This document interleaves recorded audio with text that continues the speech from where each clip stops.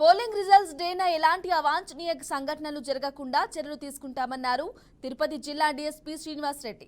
ఇటీవల జిల్లాలో జరిగిన సాధారణ ఎన్నికల్లో కొన్ని చోట్ల అవాంఛనీయ సంఘటనలు జరిగిన దృష్ట్యా జూన్ 4న జరగబోయే కౌంటింగ్ ప్రక్రియలో భాగంగా పోలీసులు సూలూరుపేట నియోజకవర్గంలో ముందస్తు చర్యలు తీసుకున్నామని డీఎస్పీ తెలిపారు. 4వ తేదీ మన కౌంటింగ్ సందర్భంగా ఎలాంటి అవాంఛనీయ సంఘటనలు జరగకుండా ఎస్పీ గారు ఒక ప్రణాళికను తయారు చేశారు. ప్రణాళికలు తయారు చేశారు ఆయన.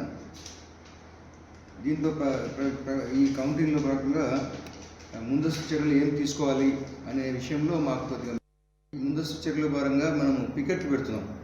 అంటే పికెట్లు ఎట్లా పెడుతున్నాం, సమస్యాత్మక గ్రామాల్లో సమస్యాత్మక ప్లేసుల్లో పికెట్లు పెడుతున్నాం.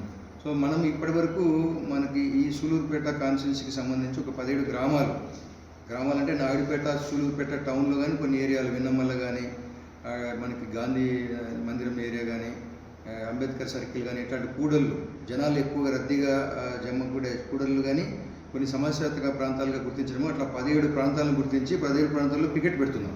పోలీస్ పికెట్ ఉంటుంది. సో అవే కాకుండా మొబైల్ పార్టీస్ ఉంటాయి.